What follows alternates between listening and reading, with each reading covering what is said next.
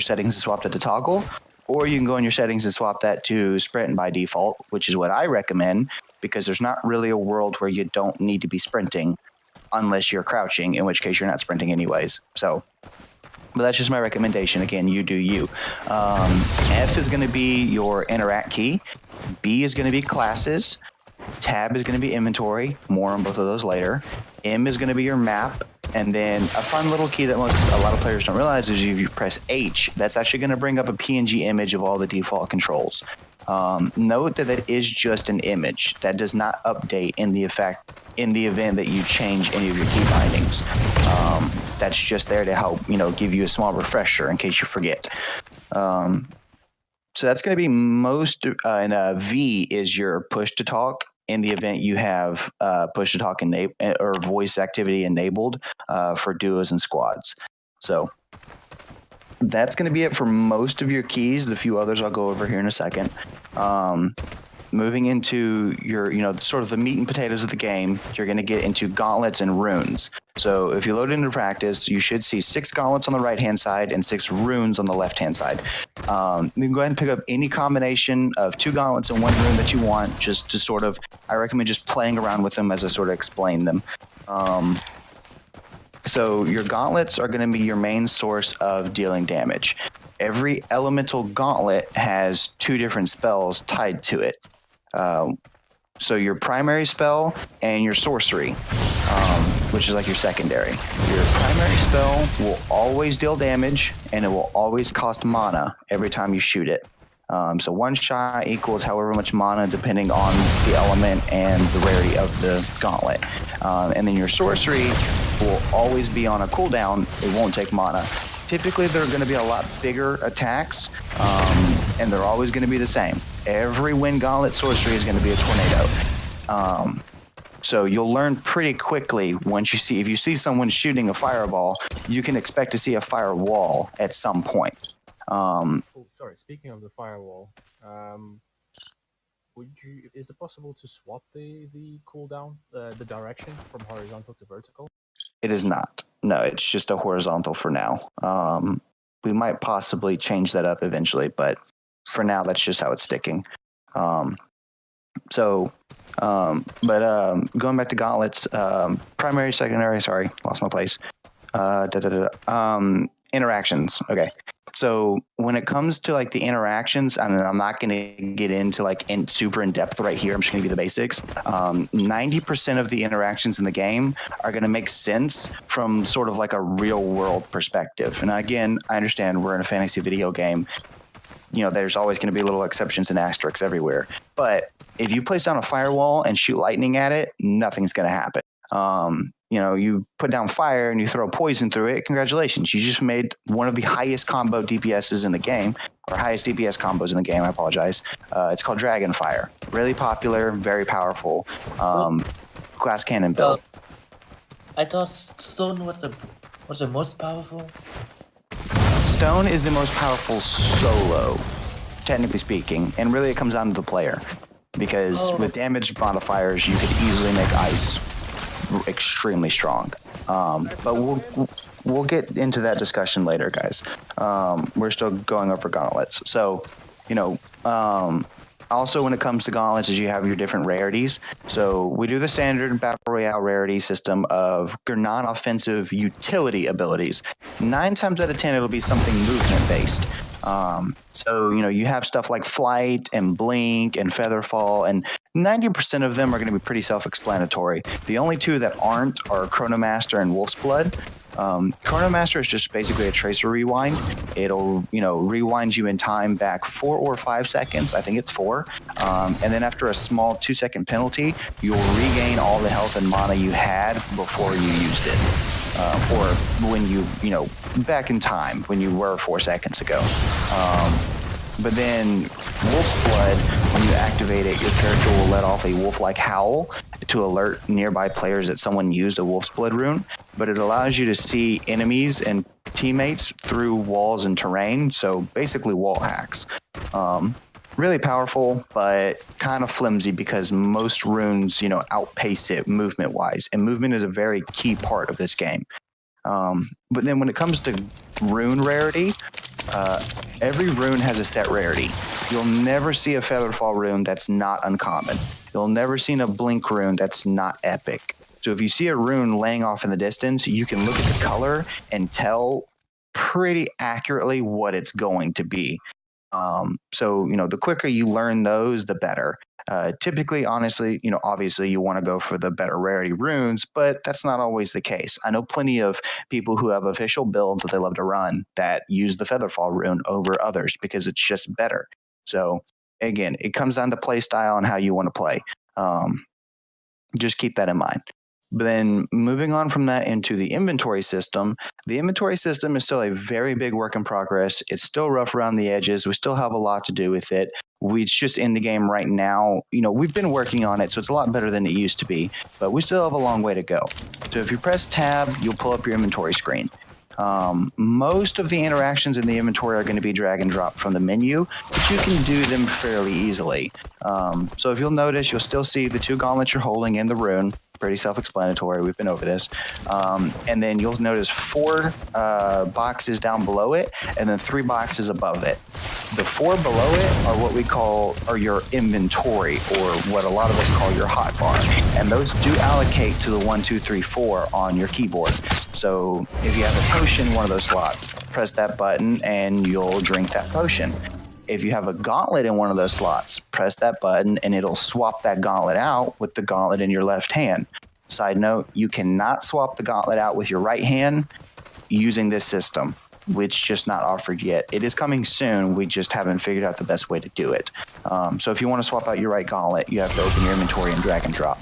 But then this also works for like a rune or any other piece of gear you're wearing. If you press that button in the hotbar, it'll automatically swap it with whatever piece of gear you're already wearing. Or if you're not wearing any, it'll just automatically equip it. The 3 boxes above the rune are in order from left to right: amulets, belts, and boots. These are different items that will grant you different status effects in game. They are tied to different rarities as well, common up to legendary, yada, yada, yada. And they kind of go back to runes in the sense of you'll never find a belt of runic fluency that's not legendary. But just because it's a legendary belt doesn't mean it's better than a behemoth belt that's epic. Or at least last I checked, it was epic. They might have upped it. I don't. Legendary. Is it legendary now? Okay. So, you'll find all different types of gear. Your best bet would be just to figure out what you like to run and try to find it as best you can. Or, take somebody down and exile them and take theirs. So, the legend, obviously, you want to be going for the better rarities, but it's not mandatory by any means.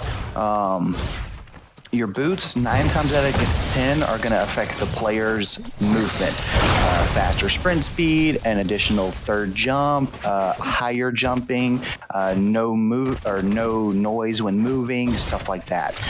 The belts, 9 times out of 10, are going to affect your runes. Decrease rune cooldowns, extra rune charges, stuff like that. And then your amulets are going to, 9 times out of 10, going to affect your spells. Increased mana, decreased mana cost, faster cast time, which is just basically fire rate. Sorcery cooldowns are quicker, stuff like that.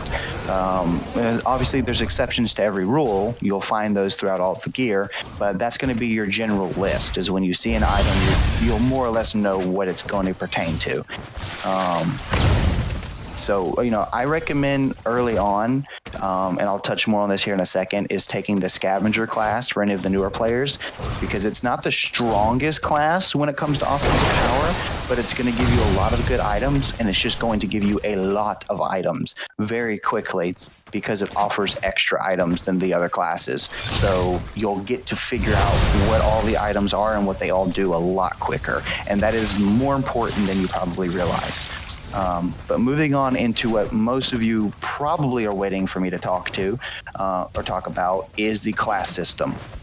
So if you press B, you'll pull up your class system. Don't choose any of them right now because you can select them in practice mode, but you'll need to read over them first. So you'll notice we have 11 different classes. If you hover over any of them, you'll get a brief explanation of it, and then you'll notice 4 scrolls within the class. So the way classes work is each one offers 1 passive and 3 scrolls. The passive is always the first scroll when you hover over it. So if you hover over Pyromancer, the first one is Phoenix Rebirth. Once you die, you revive with 50 HP, and you basically get a second life. So you can figure out pretty quickly what all the passives are and what they do. But don't count out some of them that don't sound super great. My recommendation is to play around with them and figure out what you like best and start goofing off with it. Don't just because everybody seems to be running Phoenix doesn't mean it's the best. But how they work specifically is at any point during a match, whether it be the pregame lobby all the way up to literally the final 1v1 in the match, you'll choose 2 classes at any point. When you choose those 2 classes, you will instantly gain both classes' passive ability. So I'm going to use Pyromancer and Conduit as our examples today. You'll instantly get Phoenix Rebirth, and you'll instantly get Lightning Fast. Lightning Fast increases your sprint speed by 20% unless you take damage, in which case it breaks for a few seconds. And that's player damage, side note, not damage from the storm or circle or whatever you want to call it. So at that point, you've gained both passives. Awesome. You now have, whatever they offer. Well, every time you gain a skill point, the game will choose 1 Conduit scroll and 1 Pyromancer scroll completely at random and say, which one of these do you want to spend a skill point on? So if I choose Pyromancer and Conduit and it offers me Lightning Rod or Born of Fire, I can look at both of those and go, Lightning Rod is a bit more subjective and situational, whereas Born of Fire is going to be a lot more useful, specifically for the build that I'm running. So I'm going to spend this skill point on Born of Fire. Well, I've now unlocked it. Any fire that I'm standing in, I'm now healing in, whereas Lightning Rod just sort of goes by the wayside until it's offered here and I choose it, in the event I do choose it. You gain skill points. There's 2 primary ways to gain skill points. One is by entering a new safe zone from the storm. So when the storm closes in and it stops moving and that new white circle pops up, letting you know where it's going to go next, when you enter that white circle, you'll gain a skill point. So basically, the simpler way to look at it is as the match progresses. The second way is by capturing a shrine. In-game, shrines are going to look like red domes on the map. Run into the middle of them, press F to activate them, and they'll begin capturing. After 20 seconds, they'll drop a skill point on the floor. Do note that is a floor drop. Anybody can run by and snag that if they really want to. So guard them with your life, more or less, because classes are extremely important in this game. But anyways, scrolls can be leveled up to 3 times per scroll. After that, there used to be a bug in the game to where the game would offer it to you more than 3 times. I don't know if that's still in there or not. In the event it is, don't bother going with it because you're literally throwing a skill point away. So just keep that in the back of your head in the event you get that far. I still need to check on that. I haven't done it. I apologize. I've never seen that. I don't think that's still a thing. It probably isn't, but I never saw it in the patch notes, so I need to ask. But if the game still offers a scroll after 3 times, it used to be a thing. Yeah, but no, they fixed that. But if you have 3 in the same, you cannot be offered it anymore. So in the rare occasion you do get all 9 in one class, it will offer 2 of your other class. Oh, will it? Okay, I didn't know that. Yeah, it's Cool. really wonky. Okay, well, still helpful. Yeah, there you go. And that's show, guys. I'm not infallible. I just know a lot. These guys still teach me stuff new every freaking day. There's always something new to learn. But anyways, so classes. That's more or less how all the classes are going to work. There's, I recommend, again, like I said, playing around with them, talking to the community, finding what everybody else is running, try fitting them together. There's some that work better with others. I highly recommend not running Pyromancer Conduit. I was just using those as examples because they're the 2 that I know the best. But those 2 really don't complement each other whatsoever. Neither do Fire and Lightning. So Don't try to say, oh, well, Isaac said this it's not good. Trust me, it's not. It's just what I was using as an example.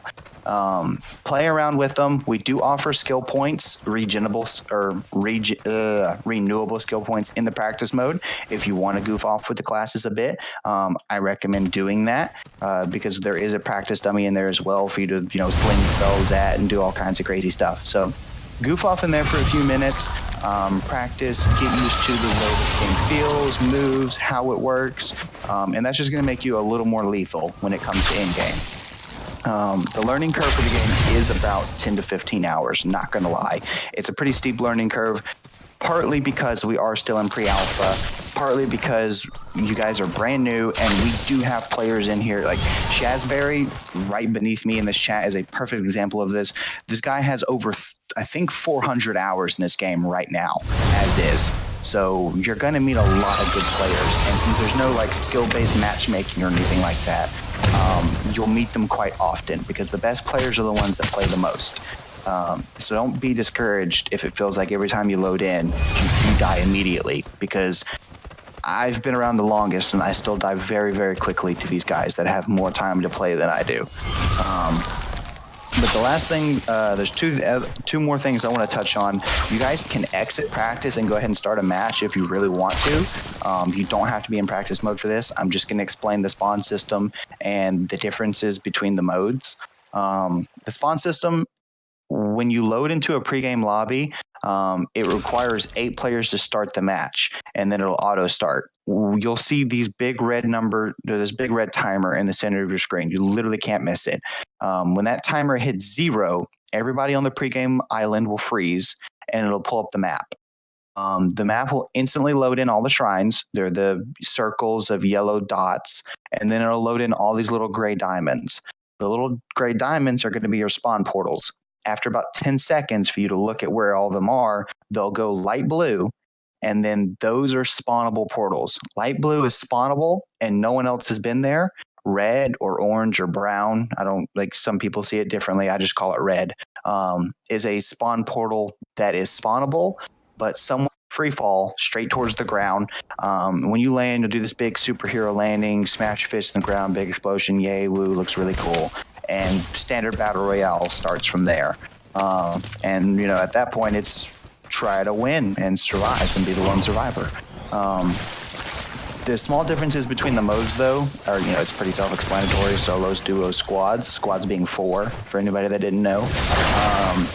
Every shrine will drop a skill point plus either an item or 3 items, depending on if you're in squads. So everybody gets something. It has an equal chance to drop any epic item, any legendary item, or additional skill points. So do keep that in mind. It is worth, the whole squad going for one shrine because you're all going to get something. And you don't all have to pick it up. It's just floor drops. You can give it all to one person. You can divide it equally. You can do whatever you want with it. You can use it as bait for another squad coming by. That happens more often than you guys probably think. But then the revive mechanic is also interesting. So when a player takes enough damage to be downed, they basically, right now it's placeholder, this will be changed. They turn into essentially this glowing yellow orb that looks just like a skill point. So it's just a little bit bigger. In order to revive a teammate, run up to them, hold F, you'll revive them after a few seconds.